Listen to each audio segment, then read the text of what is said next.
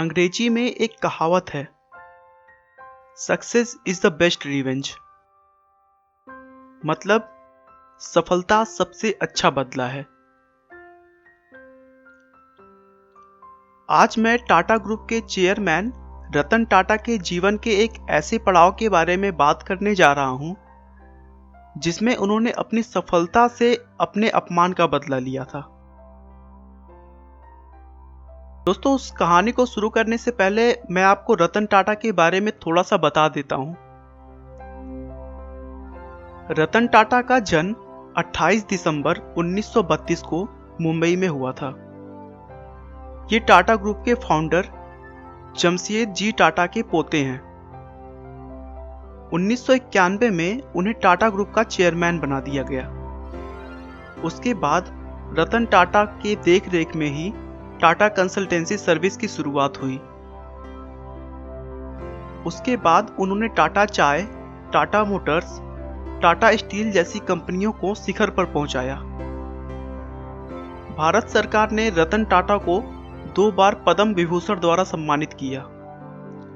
ये सम्मान देश के तीसरे और दूसरे सर्वोच्च नागरिक का सम्मान है। टाटा का बिजनेस 100 देशों में फैला हुआ है और उनकी कंपनी में करीब 6.5 लाख लोग काम करते हैं। दोस्तों, सबसे बड़ी बात टाटा ग्रुप की यह है कि वो अपने फायदे का 66% चैरिटी में दान कर देते हैं। दोस्तों, मुझे उम्मीद है कि आप रतन टाटा के बारे में थोड़ा सा जान गए होंगे।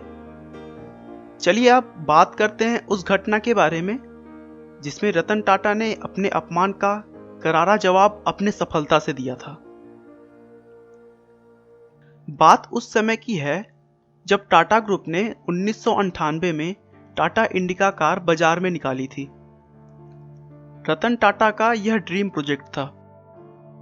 इसके लिए उन्होंने बहुत मेहनत की थी, लेकिन इंडिका कार को मार्केट में रिस्पांस अच्छा नहीं मिला, जिसके कारण कुछ सालों बाद टाटा मोटर्स घाटे में जाने लगी थी।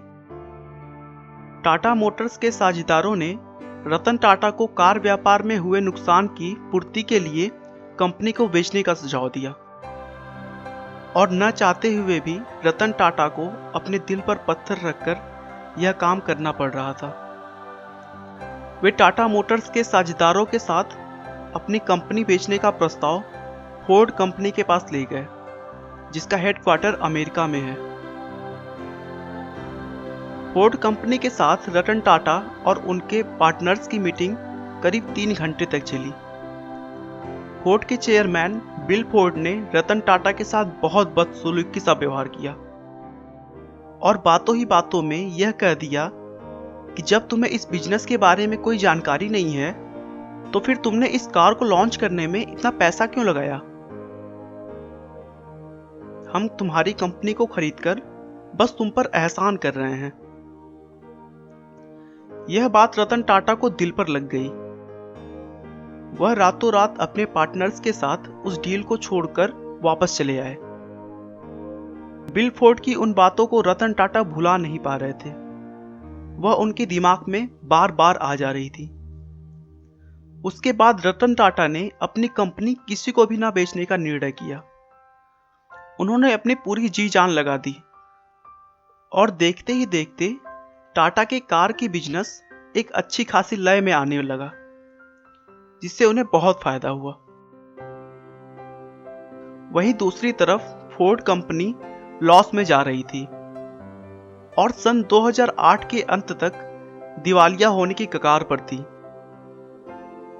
उस समय रतन टाटा ने फोर्ड कंपनी के सामने उनकी लग्जरी कार जगुआर और लैंड रोवर के खरीदने का प्रस्ताव रखा और बदले में फोर्ड को अच्छा खासा दाम देने के लिए कहा। चूंकि बिल फोर्ड पहले से ही जगुआर और लैंड रोवर की वजह से घाटा झेल रहे थे, उन्होंने यह प्रस्ताव खुशी खुशी स्वीकार कर लिया। बिल फोर्ड बिल्कुल उसी तरह अपने साझेदारों के साथ टाटा समूह के मुख्यालय पर पहुंचे जैसे कभी रतन टाटा बिल फोर्ड से मिलने उनके मुख्यालय गए थे। मीटिंग में यह तय हुआ कि जगुआर और लैंड रोवर ब्रांड 9300 करोड़ में टाटा समूह के अधीन होगा। इस बार भी बिल फोर्ड ने वही बात दोहराई जो उन्होंने मीटिंग में रतन टाटा से कही थी, बस इस बार बात थोड़ी पॉजिटिव थी। बिल फोर्ड ने कहा कि आप हमारी कंपनी खरीदकर हम पर बहुत बड़ा एहसान कर रहे हैं। आज जगुआर और लैंड रोवर टाटा समूह का हिस्सा है और बाजार में बेहतर मुनाफे के साथ आगे बढ़ रहा है।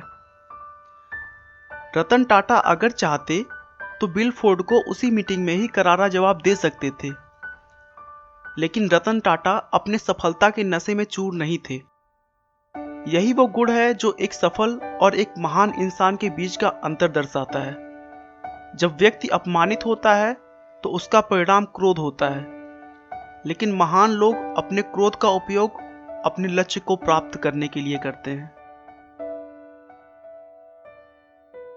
आपका बहुमूल्य समय देने के लिए बहुत बहुत धन्यवाद। इस वीडियो को लाइक करके आप हमारा मनोबल बढ़ा सकते हैं। मैं हर रोज एक नई इंस्पिरेशनल और मोटिवेशनल वीडियो के साथ आता हूं। दोस्तों, अगर आप हमारे वीडियो को मिस नहीं करना चाहते तो कृपया चैनल को सब्सक्राइब कर लें। आपको यह कहानी कैसी लगी हमें कमेंट करके ज़रूर बताएं। धन्यवाद।